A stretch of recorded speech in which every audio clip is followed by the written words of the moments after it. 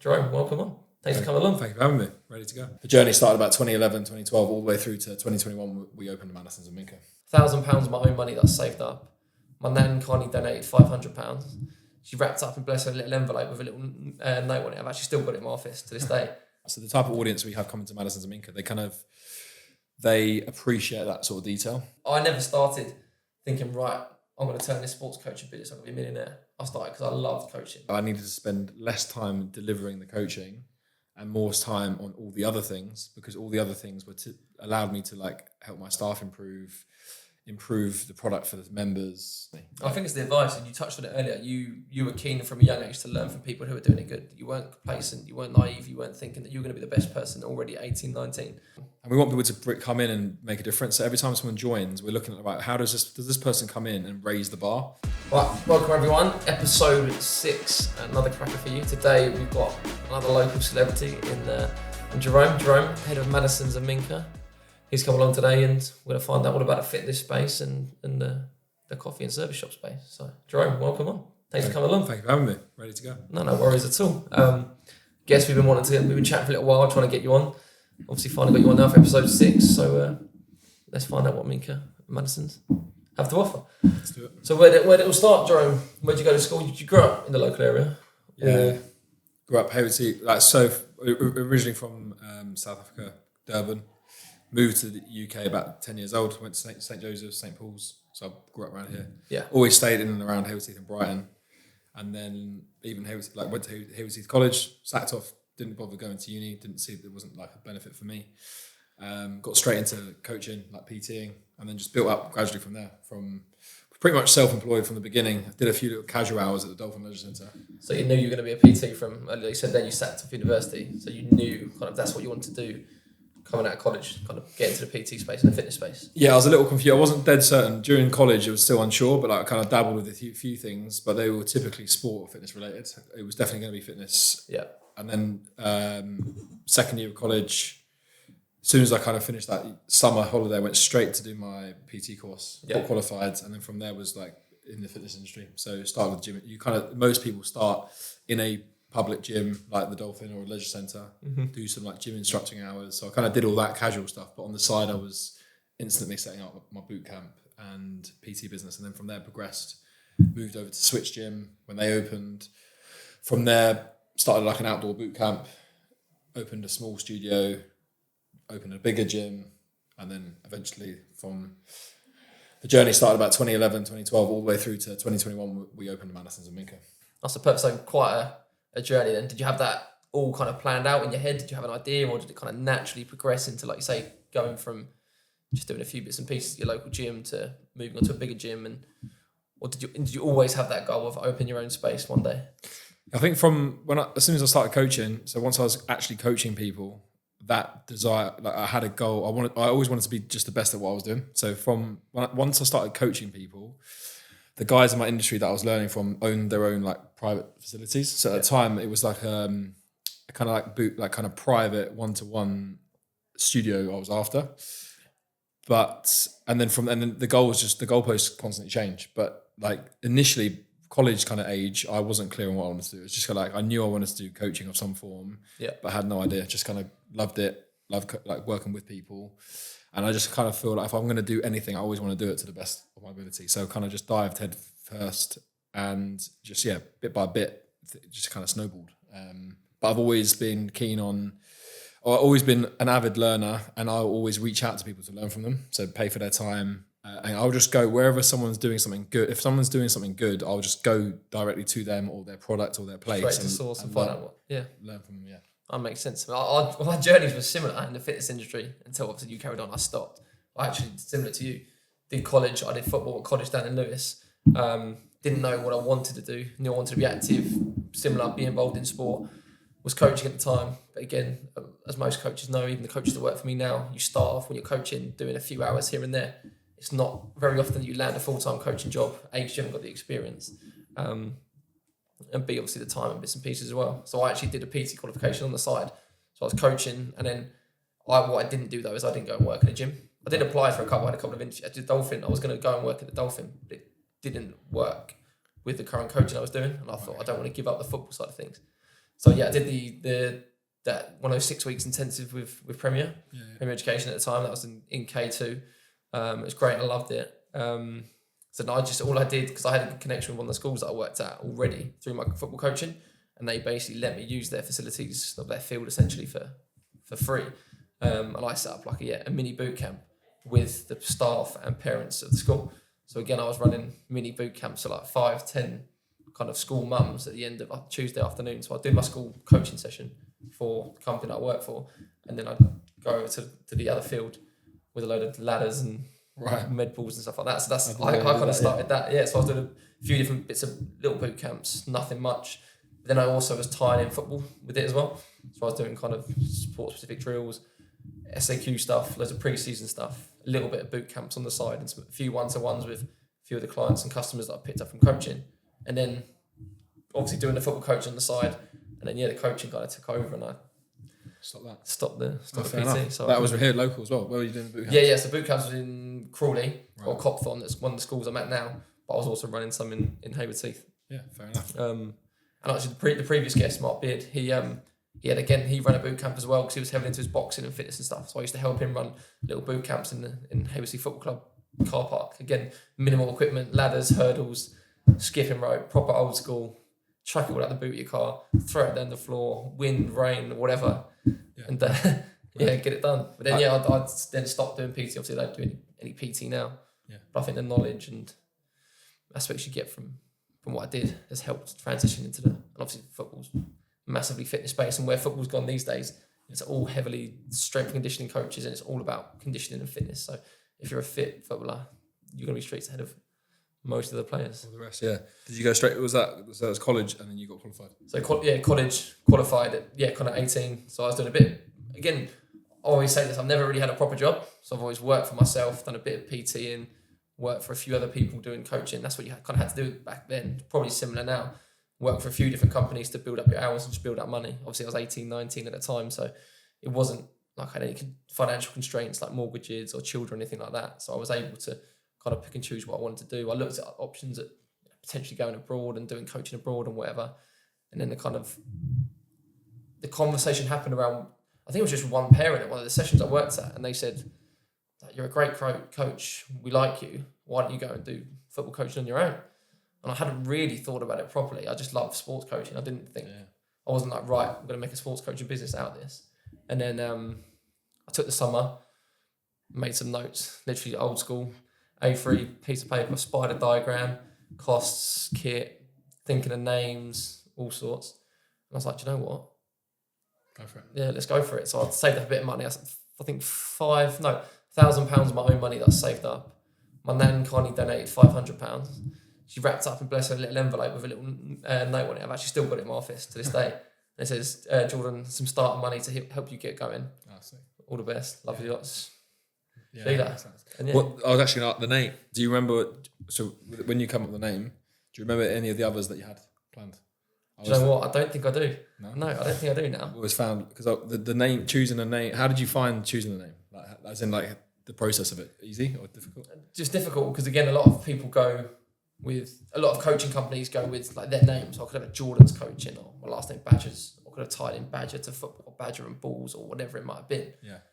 But it just didn't really, I don't know, it didn't work. And then I kind of got Tekkers off of, because it was kind of slang in the football world when I was growing up, and like the unbelievable Tekkers. They used to show stuff on TV and like unbelievable goals and stuff. And I was like, I really like that. Yeah. And I quite like the alliteration of the TT, and Tiny Tekkers was born. I can't even remember where it was, but I just kind of almost had a vision of, as the logo is now, the Tiny Tekkers within kind of goalposts with sports and icons around it. And that's kind of how it was born. But no, that's a funny question. No one's ever asked me that. Yeah, it's quite. I just think choosing it, you can overthink it, but it's also quite difficult to think of a name that has not been used before. Yeah. Where did you get Madison's and Mincka from? Where did they? Both places, but like so for me, so Madison's Square Garden. Okay. Madison's from Madison. I actually say the name, the brand. I like saved the domains and URLs like back in 2018. I didn't use it until 2021, the end of 2021. Amazing. So I like parked it. I like the name. I was like, I'll use that at some point. And then Mincka. I'm surprised that someone like Madison is, I guess, in a fairly common word wasn't taken. Yeah, not in the fit. Well, it is, but not in the fitness Not space. world. So it's kind of like unique, which I thought it would be gone. But Madison's with an S on the end was like kind of unique to us, and it wasn't too masculine, too feminine. I felt it was like smart. So I needed a word, but I also was really keen to get one word. Okay. So Madison's like was sorted, and then Mincka is when I was traveling through Colombia, there's a town called Mincka, but without this, it's spelt differently. So without the C and the K, it's just spelled Minca. Okay. And then Mincka spelled with a K is like almost like a home in Japanese, so a place for people. And obviously, it just all like kind of aligned and was good. Oh, amazing. But places for me, because did you have that idea when you were visiting Mincka in Colombia? Did you have the idea this was going to be a coffee shop one day, or was it when you were planning what to call the coffee shop, and then that came back into your head? Yeah, it was like I did when I was because I'd just been before Colombia. I'd just been to Australia, so I was in my mind was thinking about the coffee culture. Like interested me, but I was not going to I didn't want to get distracted. So I wasn't thinking to open a coffee shop. It wasn't part of the plan. It would have been a distraction. But so I appreciated the coffee culture in Australia, and I liked the coffee experiences I had in Colombia. But it was more just like as I started to like jot names down, I was thinking of. I always thought of like towns, so I'd like write down. I'd look on the map like where I'd been, and I'd write down like just words that I thought either I liked the sound of, but I didn't want to name it a place. It's just like I didn't want to name it after a specific town. I had to change it slightly, so that's why it was a subtle change. But fair enough. I probably had like 20 different names for Mincka. Yeah, I can't even remember. I do remember though. My dad, I think he was getting annoyed because he came out with what he thought was like a great name. Yeah. I can't remember what he called it, but I basically was like poo-pooed it. I was like, no, not for that. And I remember he kept saying everything. Oh, have you thought about so and so? I must try and ask him. I'm sure he'll know. But I kept like saying, no, that's definitely not it. But to be fair, what I did also want is I knew that I didn't kind of want to tie it to my name because. In terms of growth, I didn't want it to be known as Jordans, whatever. All the big companies in the world, like your Apples, your Microsofts, it's not called. Yeah, Steve Jobs. Yeah, that's it. It's not called Steve Jobs and Bill Gates and whatever. It's called, and something. It's a household name that's going to live on beyond their lifetime. So hopefully, Tiny Tekkers lives on beyond me, and that gets passed down. It's smart. It's catchy as well. I always before I knew you, I kind of spotted it because I go to Jimmy's, but obviously you had the promo on the screen. That's it. I think that was our first kind of marketing vehicle was in Jimmy's. Again, obviously, back in the day, I had a little bit of hair going on. So I used to go in Jimmy's, and then he had the TV, and I used to sit there again, like you're saying, and watch just local companies, building companies, whatever, go around on the TV. Yeah, it's good. I was like, Jim, can I just stick my logo up there? Yeah, if you want. Yeah. So put it up there, and I think it's still there to this day now. So we've been paying Jimmy for a bit of marketing for the last 8-9 years that we've been running. So it's good. Like you say, people see it, and kids used to come in. Oh, we're sitting in Jimmy's. We saw you in Jimmy's. I sit and have my haircut. So. Yeah, it makes sense. The name, it's smart. It can be difficult to choose, but also it's the only thing that does annoy me now is I get a lot of people saying trekkers. So trekkers as in like walking. I even get people in email, so they'll see the email on like or replied, and my kind of footnote in my email is at the logo and says Tekkers. But when people actually go, oh, Tiny Trekkers, or oh, you're Tiny Trekkers, aren't you? It's like, yes, but no, we're not walkers. We're Tekkers, technique, sport. That's the only thing that kind of grates me a little bit. But yeah, that's one thing as well. I mean, it can be spelt right. Like ideally, if someone Google searches, like the thing is, it's difficult to choose a name that people can easily spell. Like we get, but it's close enough. Like our Google searches, like Madison's is pretty. Sometimes people can add another D in there. Or Mincka, they spell it wrong. But how do you feel about people saying Mads? That's cool. That's cool. It's a nickname. I think we did the same with Mads. Madison's gets called Mads. I think it's cool because it's like an internal little slang. And then Mincka, people say Minks as well. So it's cool. Yeah, that's fair enough. Yeah, it's fun. Yeah, to be fair, even this morning, I dropped into Mincka this morning, and I told the boys that I was off. I had to shoot off to grab a coffee with someone. They went, Mincka? Yep. They know they know my playbook. Yeah, it's good. There's some few people as well. We had a graphic designer who we used for both businesses. He did all the brand design. So how did you find him? In the fitness industry, it was like he'd worked with a friend of mine. He'd done all their branding. Yeah. So I'd been aware of him, but we hadn't. It was the first time I was going to invest that much money into someone that good. Scary, but right? But it made a lot of sense for the style we were going for. So I brought him in to do Madison's and Mincka. He did the website design for Madison's. He did all the branding. But he actually had someone reach out to him recently to do some work with him. And they'd said they'd used Madison's and Mincka as an example because they knew of me. So like, we want to work with you. I know you did more Jerome stuff. But they used an example of a story. They're at some wedding locally to Hayward Heath. And like they're at a wedding and someone had been talking about what they're going to do the next day. And they're like, we'll go get a Mincka. And Craig was basically passing. He was like, "Mate, you've obviously done like locally. It's quite cool that people. It's not like we're going to go get a coffee at me. It was just like we'll go get a Mincka." But I was like, it is pretty cool. Well, I'm the same. I mean, I actually I don't drink hot drinks, but obviously the fact you got everyone knows you got to dive. I know Coach Nathan shaking his head. It's always a flat white when he on his order. So yeah, I'm always going for like a smoothie or a shake, or even just popping to grab an energy drink or whatever it might be. But now you say that again, I'm the same. I'm just popping to Mincka. I'm getting a Mincka. Does anyone want anything? Anyone want anything from Mincka? It's not, do you want a black coffee? Where do you want to go? Or do you want a Costa? Yeah, Mincka's. It's a household name. It's weird. I hadn't really thought about it until he said that, but I guess people, and it's cool to see. We do have a really good kind of like core community group that are there every day. Like there's so many faces I see in there every day. But I'm the same. If I lived in an area and they had like a little neighborhood coffee shop, I would be in there daily. Obviously, I'm there because it's my place. But like I said, then your branding strong. I think that's something that I learned very quickly. I'm a big advocate of things that are organised, things that look good. If they look good from the outside, 9 times out of 10 they're going to be good on the inside as well. If people have taken care to, like we do, all our guys are kitted up in Nike stuff. It's all new. All the stickers on the front, all the logos are all fresh. Same with your guys, everyone that works in Madison's and Mincka are all branded up, all logoed up. The attention to detail, everything outside, the way the coffee shop looks, like aesthetically from the street, it's on point. I think that's crucial. Yeah, I appreciate that. Yeah, it's definitely that's what we try to do. I mean, it's just keeping that going as well. I think it's tough. So it's like starting with that is one thing. Yeah. But we also, the type of people we're trying to attract, we want the people to come in that appreciate that. So the type of audience we have coming to Madison's and Mincka, they appreciate that sort of detail. That's what I believe anyway. So we need to keep, now that we've done that, it's keeping on top of that. So especially when you're like a bricks and mortar business, it's keeping on top of the pay, like making sure things are touched up regularly, because otherwise it starts to look pretty worn down and rough. Like unless you keep on top of that, you have to do it regularly, but also put aside money 100%. Regularly to be able to do it as well. Yeah, and people do appreciate it, or someone like myself as well, because obviously same, we're putting money back into coaches, new equipment, what we have, cleaning the vans, keeping them up to date and stuff like that. So I can appreciate what it takes to keep it up, keep a business like yours, 2 businesses like yours. The upkeep must be a lot. And I had a water bottle. I was at a coaching session the other day, all the way in Hawley actually. And one of the girls said there is a women's team, and she saw the bottle and she was like, Madison's, isn't that like that really bougie like London gym? Like I was like, yeah, that's it. So people like again have seen it from either via my stories or obviously just your stories as well. So they've seen it and it doesn't look out of place in Hayward Heath, but it looks like it wouldn't be out of place in the city centre of London or New York or whatever. Yeah, that's pretty cool to be fair. I mean, that's good to hear, because I do think we'd hold our own if we were in, obviously Brighton's one thing, but London, we wanted the brand to feel like that, because a lot of people that live in Hayward Heath and live in our area do experience that. So a lot of our audience that come to Mincka, come to Madison's, although they live in Sussex, they have either previously lived in London or they work in London, so they're used to that standard.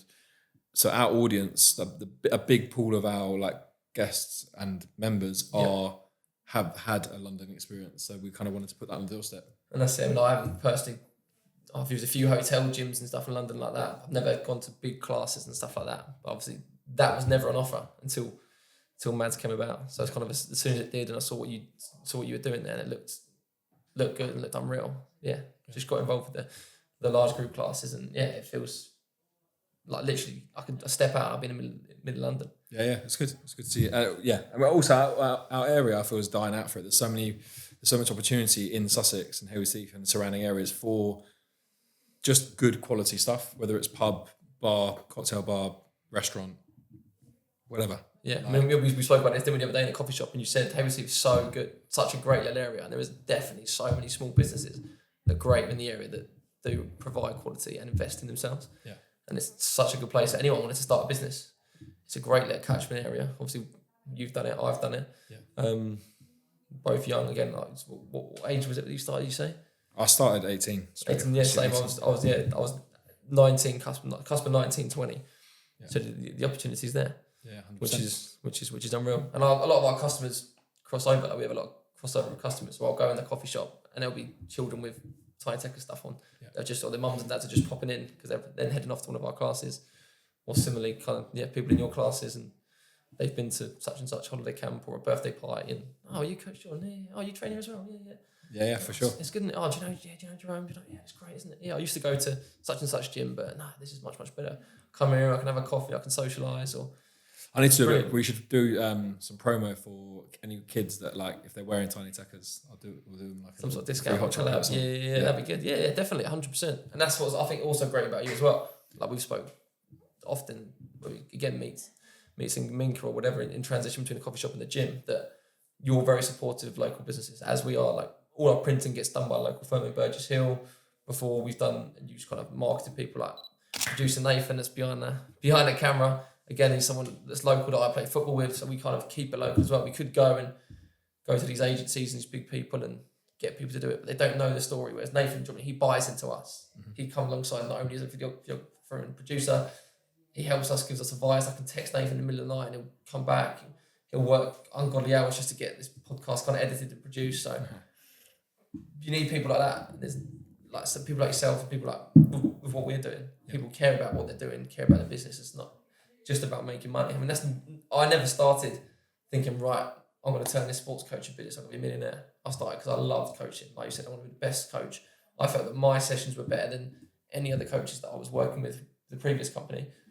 How can I now get more people to come and do my sessions and build and kind of represent myself through Tiny Tekkers? Yeah, it's class. I mean, I think a lot of people do start out just because they enjoy it. And there's a lot of people like that in the area doing some cool little things, whether it's like there's some good small businesses in Sussex. I think it's good. There's also a lot of crossover. Like so many people that come to our businesses will use the same. They'll go to the same pizza place at the weekend. And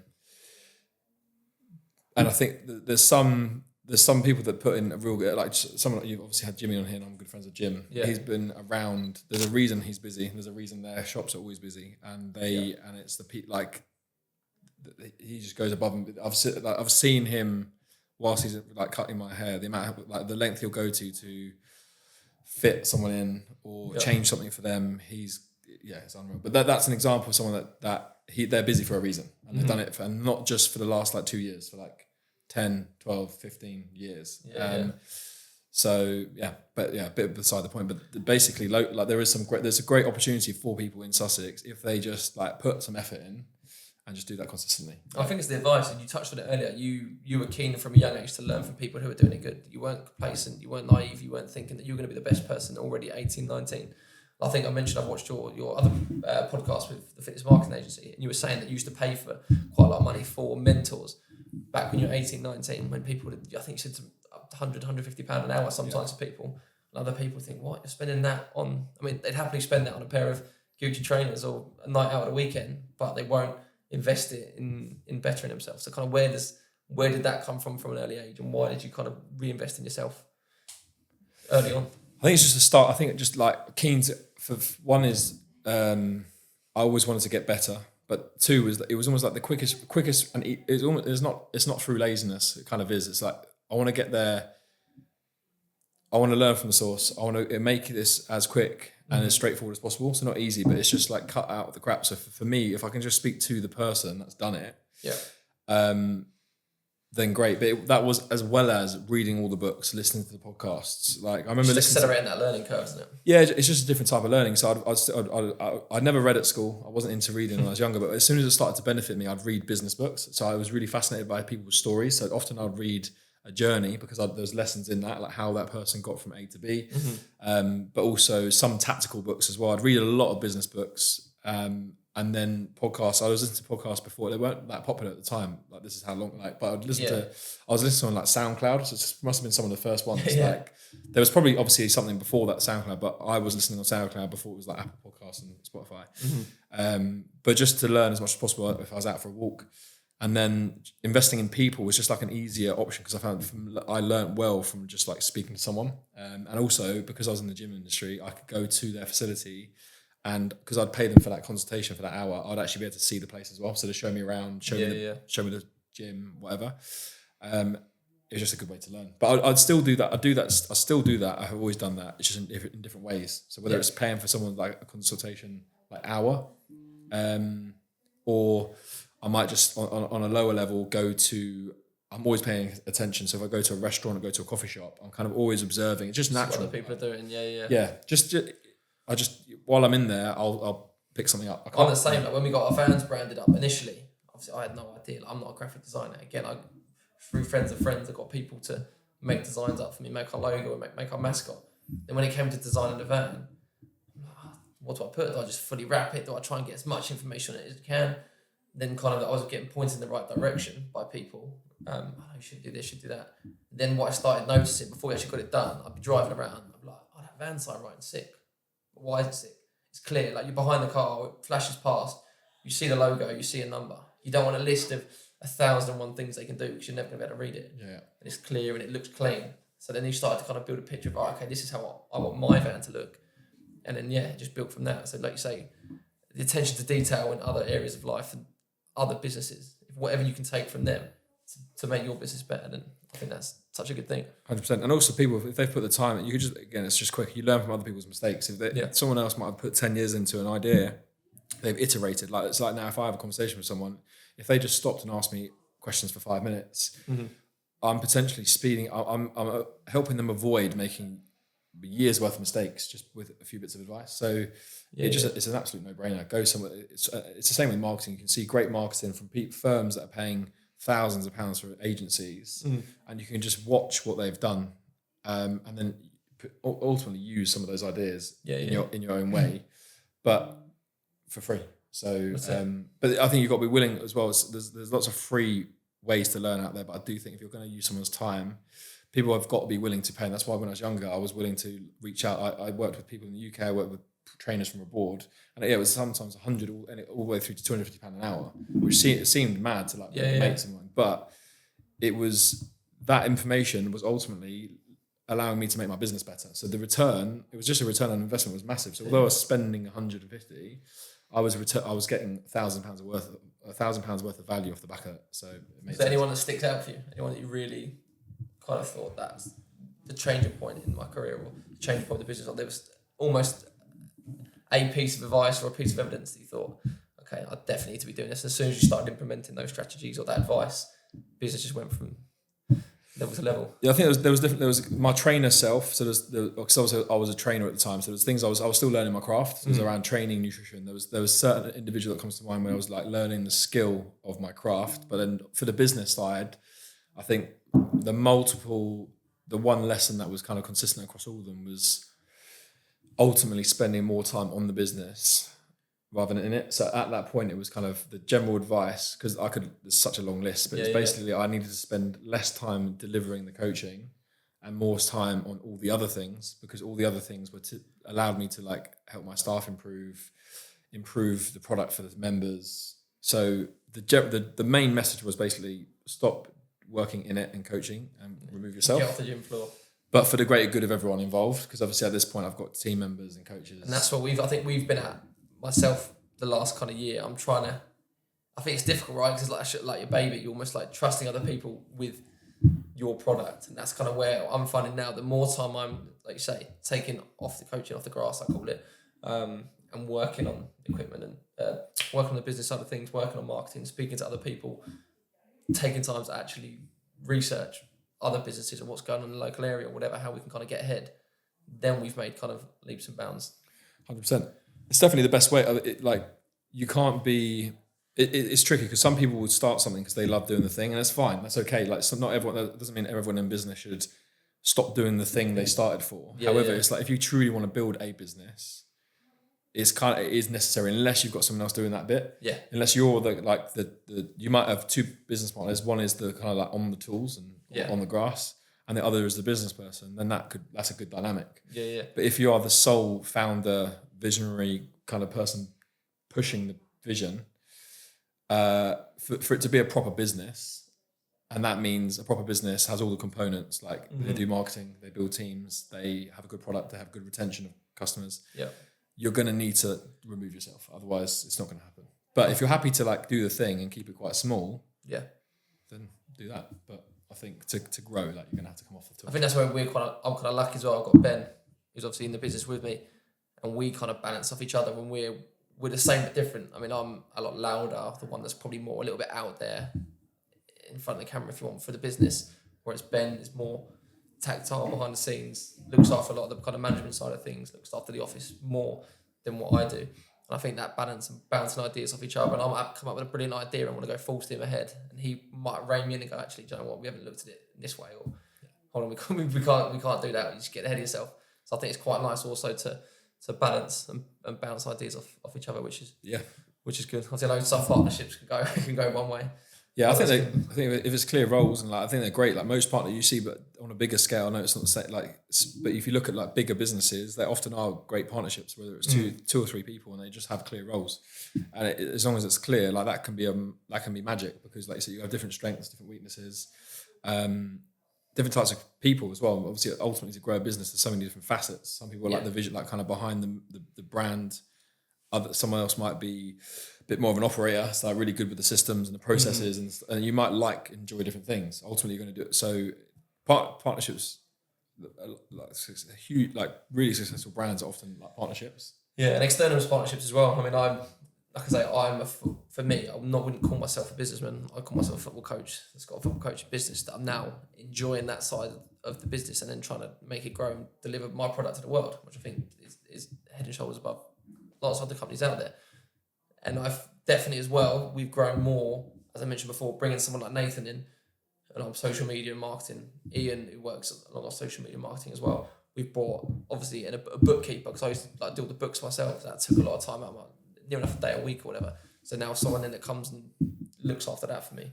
So once you start outsourcing a few bits and pieces as well, and graphic designers and other people that work on the business, but not necessarily day to day, or just kind of do part-time hours during the month, that will then allow me to work on, right, how we're going to build this business.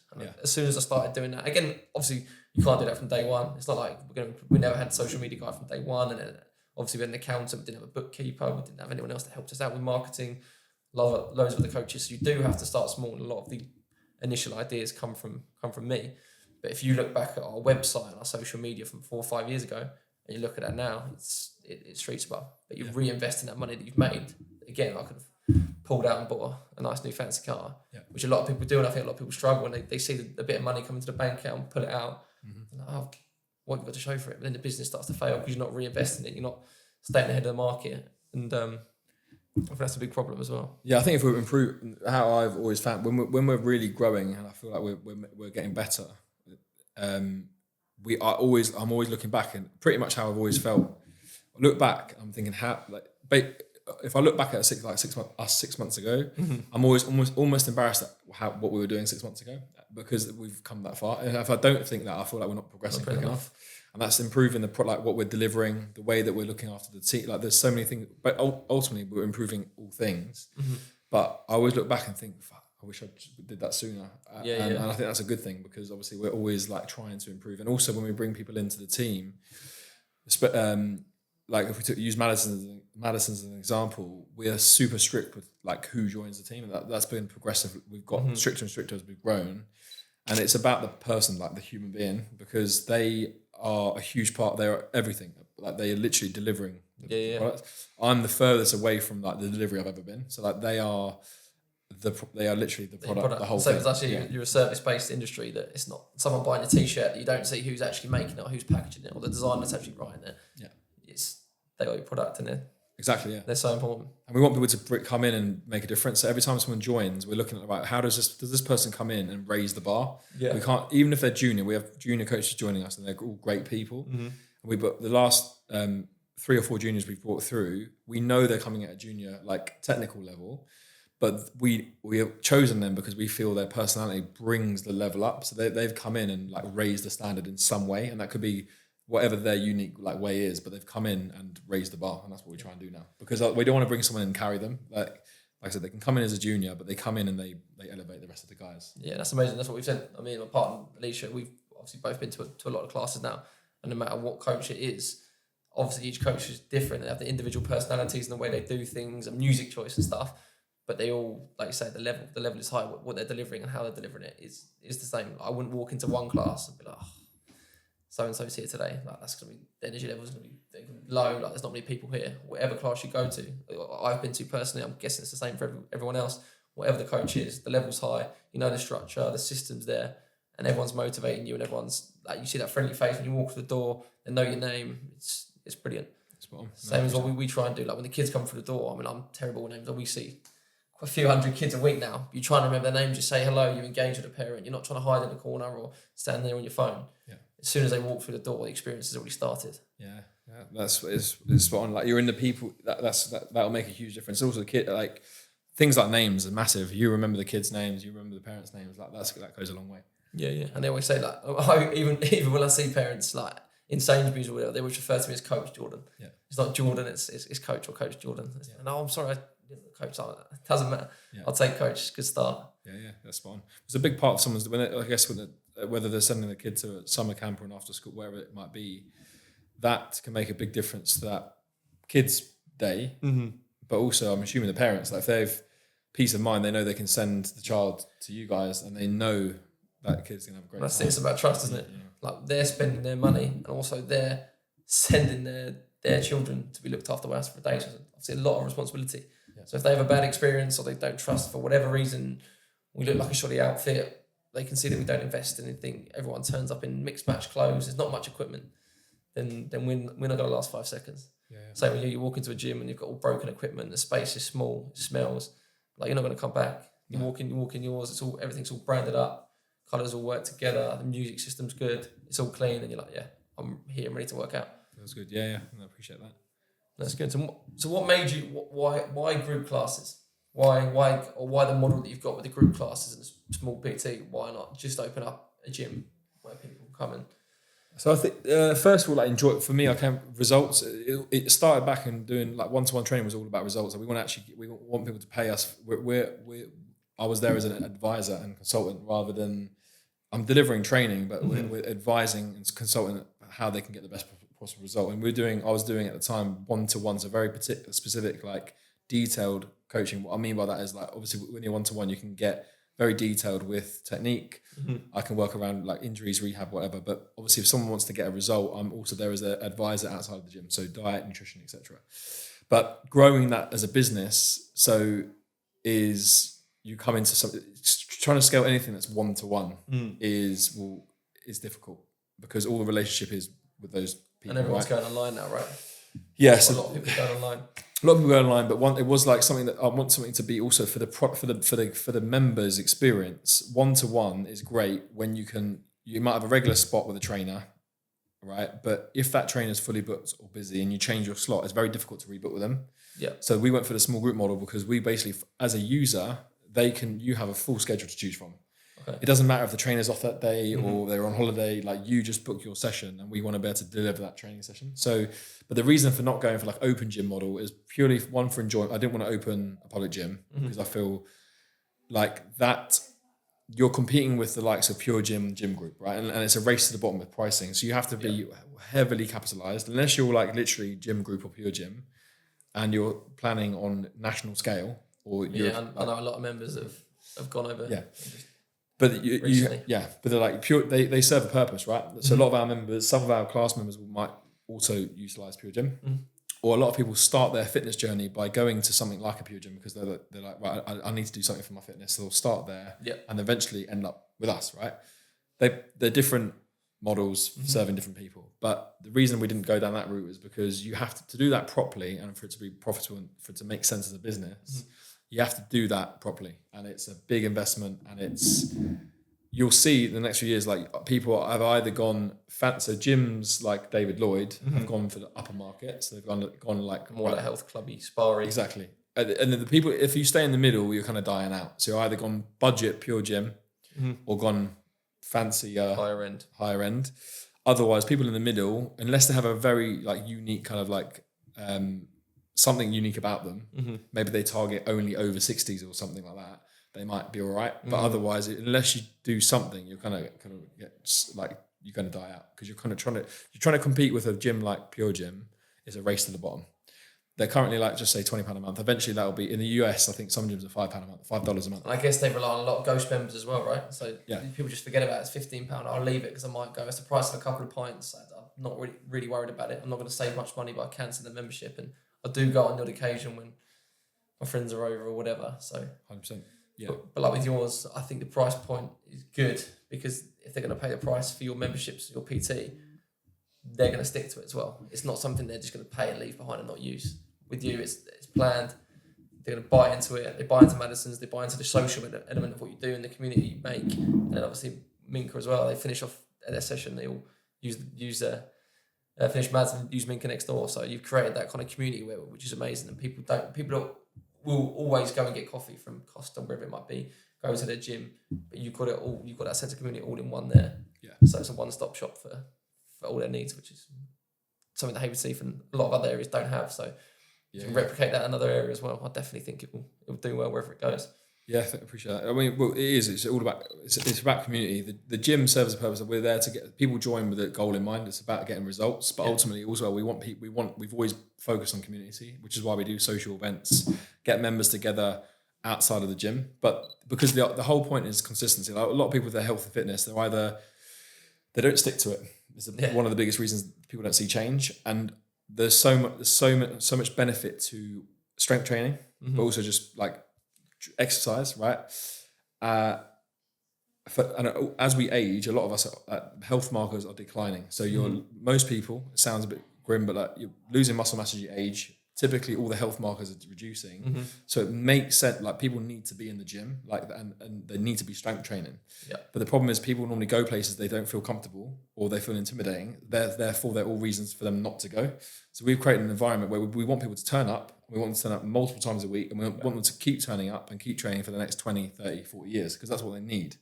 So that all the things around the edges just help with people training more frequently or turning up. Yeah. Because like if you have a group of trainers that you enjoy seeing, and you have other members that you enjoy seeing, you're more likely to train regularly. Yeah, and that's why we do it. I remember you said it a while ago as well. I remember distinctly remember the conversation. You remember saying, because we're talking about social media marketing, I think before we even brought Nathan in, and you said all of our social media at the moment is ripped people. Everyone's got a six pack. Everyone's sweating. Everyone's training hard, lifting heavy weights. And I think you realised then that that wasn't necessarily just your target market. You wanted, like you say, the people that need those strength benefits for other aspects of life, or people maybe on the mature end of their life that maybe not are going to have six pack abs, are going to be competing in high rocks and things like that. So I think, didn't you split your Instagram up, split your social medias up so people weren't intimidated by seeing the six packs and the sweat and the high roxes and the record PBs, and then you wanted just your average gym goer or your average member of the public, it might be their first time in the gym, to come in and use a class or use the small group PT and get that professional advice and professional level of service that sometimes they would not have got, or definitely would not have got from, like you say, a pure gym or a gym group, when they're going to walk in, see the two big guys stand in front of the mirror, be intimidated, never go over by the weight section and stay on the stair stepper or the rower. Yeah, it's a constant battle. Fitness can be intimidating for a lot of people. You're a fit guy, you train. Stepping into a gym for a lot of people, like they feel intimidated, like big time. So a lot of our personal training clients are not people that are like thrilled about going to the gym. They just know that they probably should, and they know they want the benefits of it. Yeah.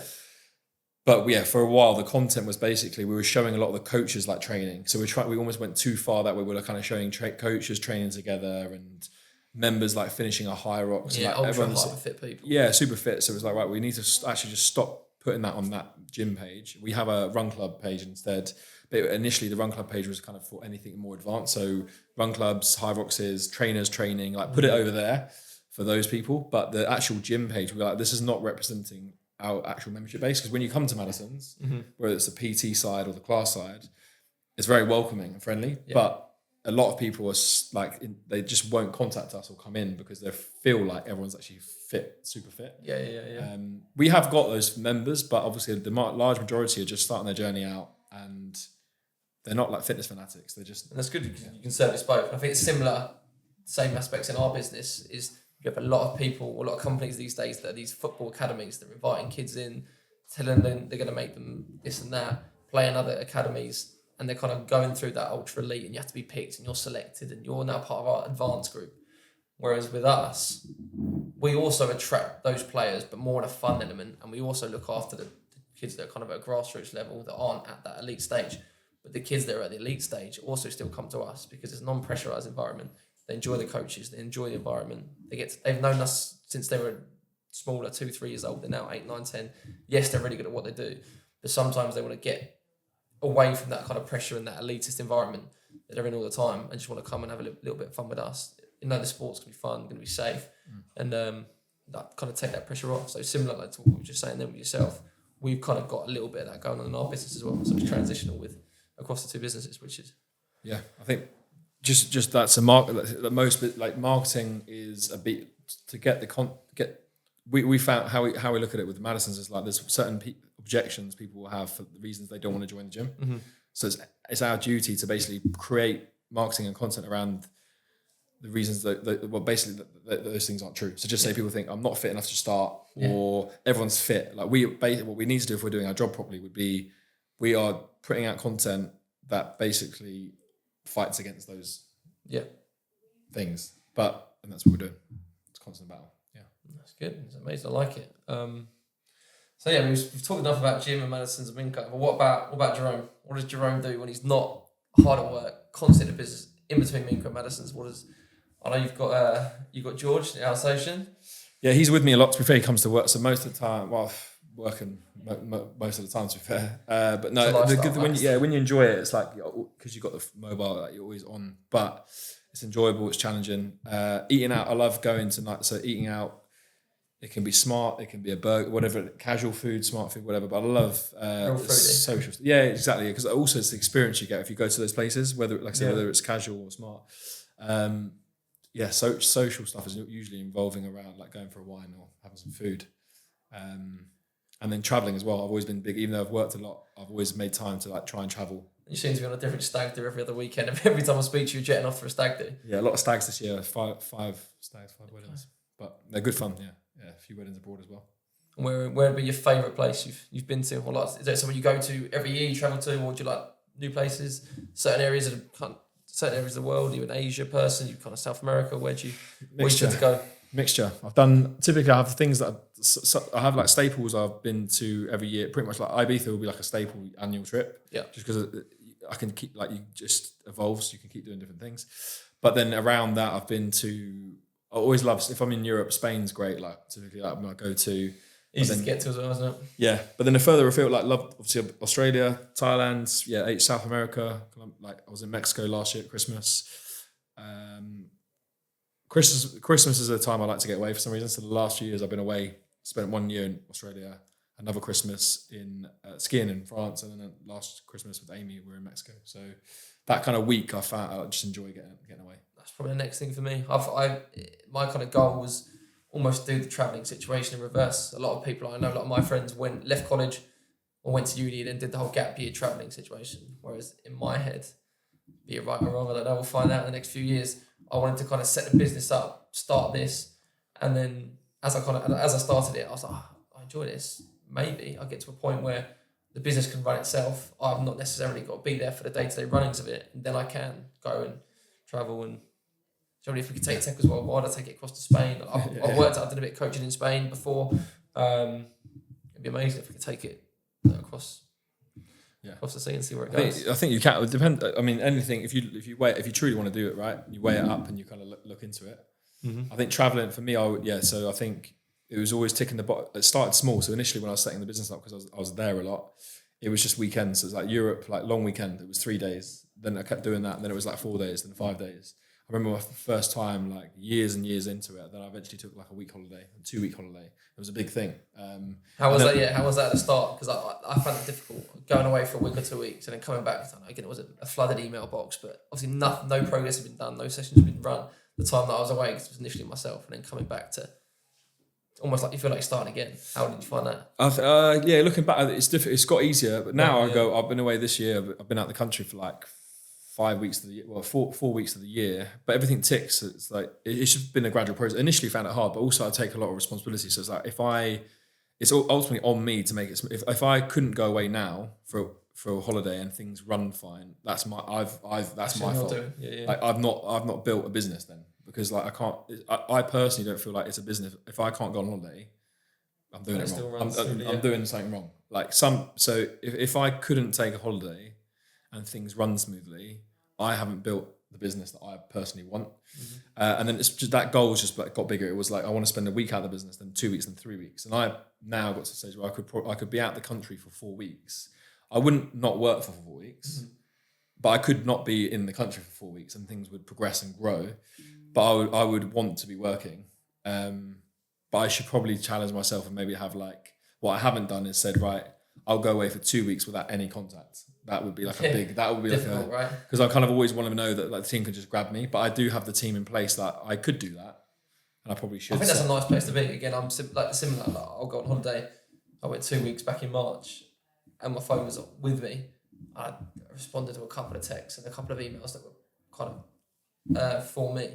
But other than that, yeah, just the occasional checking in. But you've got to have that trust and, like you say, build that system and that business up to know that the guys at home are going to look after it and do the job. Yeah. And also, I enjoy it. So I've had people say, "Oh, you're going to switch up? Are you going to have a rest?" Yeah, I'm like, I'm not like, escaping my thing. So like, if I go away, like when I was in Mexico at Christmas, that's different. It's like downtime. It's quite quiet. Yeah. But anytime I'm away, I want to know how Mincka's doing that day. I want to know how the gym's doing, how the team are doing. But I want to leave them to it because I trust them to crack on. I'm not involved in their day-to-day running of Mincka, for example. But I want to know how the business is performing.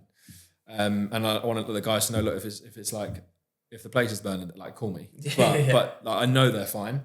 Yeah. I'm just, it's my bait. Like, I'm interested. It's for me, it's a lifestyle. Like, I talk to people all the time. Like, what'd you get up to this weekend? I worked most of Saturday, 4 or 5 hours on Sunday. What? Did you get a day off? I was like, yeah, but it's kind of like built in. And what I do is, like, I think as well, people have got to be understanding that, and your family and the social element does take a hit. But then if you can build that into what you do and people understand, you might be out for dinner, but you might have to respond to a quick text, and that's done with. Yeah. Like, you need to be able to do that. And like I say, it becomes a lifestyle. It's not, right, 9 to 5, 5 o'clock comes, laptop shut, I don't respond to anyone until I get back in the office at 9 o'clock in the morning. Yeah. Like, or you could do that, but you wouldn't grow, right? You wouldn't grow, exactly, yeah. I've times I train in the gym or whatever, I've taken, like, I think I've been in a session once and someone's called me, I just nip out quickly. It was a coach, I thought it was an emergency, take the quick call and then jump in. Obviously, yeah, ordinarily I wouldn't want to do it, but stuff you've got to do. And if you're not prepared to put those extra hours in, and like you said, that labour and love of building your business, then I don't think business is the right way for you, which is absolutely fine as well. Again, it's like I didn't start off wanting to start a business. I just kind of fell into it, and organically I've grown into it, and I enjoy it. And I think I'm quite well suited to what I do, and love it. And at the moment, I've not run out of steam, and I can't see myself stopping anytime soon. So I think in the long term, it's more enjoyable anyway. Like you have, if you put the effort in to build. Although people say, you didn't start necessarily to build a business, but if you have got a business, it's in your interest to build it, make it as efficient as possible, and take it seriously. Because otherwise, it's not as enjoyable. Like you won't be able to take holidays, you won't be able to take time off. That's it. Yeah, it won't be enjoyable, right? Because first of all, you probably wouldn't if you're not taking it seriously. You probably don't look after your team well. Then you have problems because you don't look after your team well. They cause you headaches. But it's ultimately it's always your fault. It's always the owner's fault. It's bucks up to you, right? Yeah, but you're better off if you're going to commit to it. I think commit to it. Otherwise, it will be a pain, and it will be like it just you might as well have a job because it's going to take over your life, and it won't be enjoyable. But I think if you go in properly and you take it seriously, you can actually enjoy the benefits. Yeah. Well, like you said there with your team, like you look after your team. I think that's obviously, again, speaking to your coaches, the stuff that you do, the events you do, you take them out for food, stuff like that.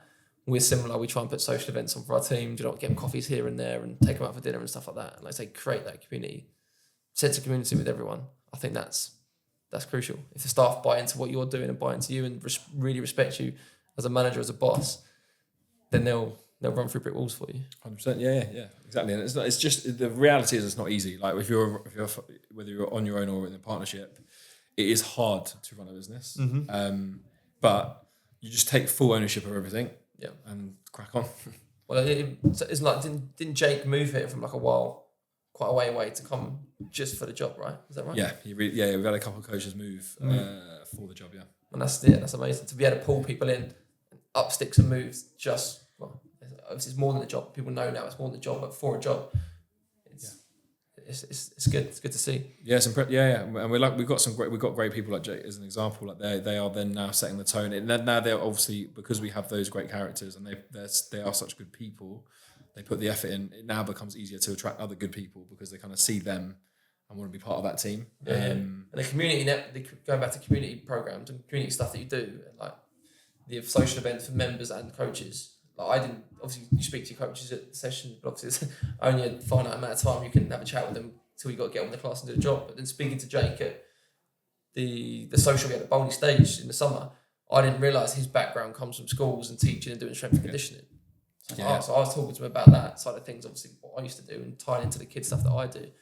And it's great. The more you get to find out about people, then just what you see in the class and the shout and energy of a maths class. Yeah, it's good. I mean, that's what the socials do. Everyone gets a chance. We've always found that's great because the coaches, like they said, they've got minimal time to have chit chat. And if they're coaching, they're coaching. So that's what the socials allow us to do as members, to actually integrate with the coaches a bit more. I think that's something we need to improve on, definitely, and try and get a few more socials through the year. Like our biggest one for us is our Christmas party. So the kids, we run a Christmas party at the weekends, obviously the week leading up to Christmas.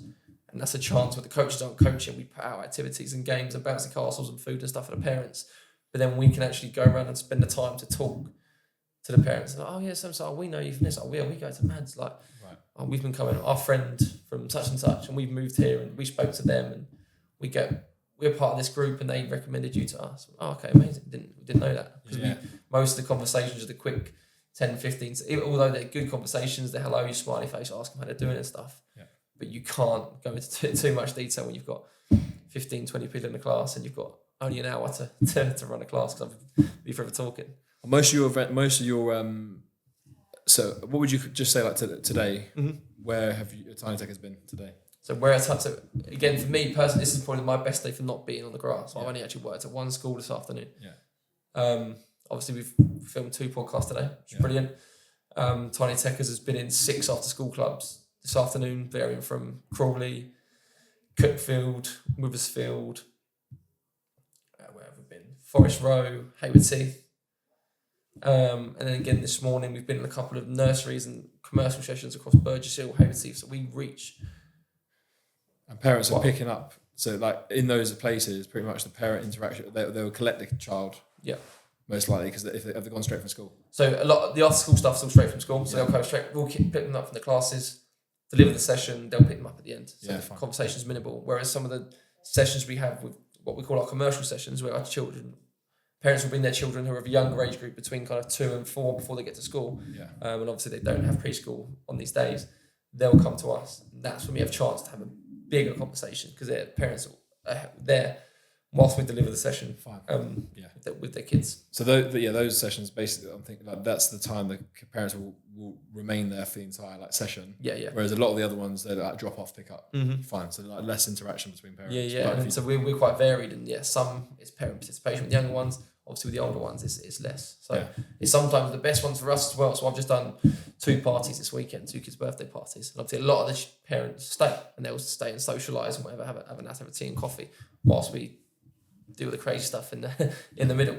And then afterwards, you go, you're the famous coach, John, you're the famous coach, Ben, that we've been talking about all the time. Oh, yeah, that's us. Yeah, we deliver at school. We've been doing it for such and such. Yeah, I've known so-and-so for the last 2-3 years. And right, okay. So, we always talk about you at the dinner table, or coach done this, or coach done that. But obviously, we've never seen you very often, or kind of put a name to a face. So that's nice to hear as well, which is good. So the more that we can get our message across to the parents, because obviously our customers are our biggest critics. Our kids are our biggest critics because they're our customers. And if a kid goes home and loves the session, obviously the parents are going to be happy. If the parents can actually see what goes on in our sessions, and then buy into that as well and see the coaches behind the brand, which is what kind of the idea of what we're doing now, podcasting, social media, is showing everything kind of behind what we're calling it kind of hashtag behind the blue. So what goes on behind the scenes at Tiny Tekkers. So that's kind of where we're at. Yeah, smart.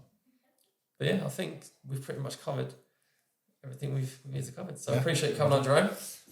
All the best. Appreciate it. Well, not going anywhere. I'm sure I'll be in a Mads class from Mincka tomorrow morning. Mincka. In for the coffee and the smoothies. So thank you very much again for tuning in, people. Next podcast, who do you want the guest to be? Check down in the comments below, let us know, and we'll see you all soon. Thanks for coming.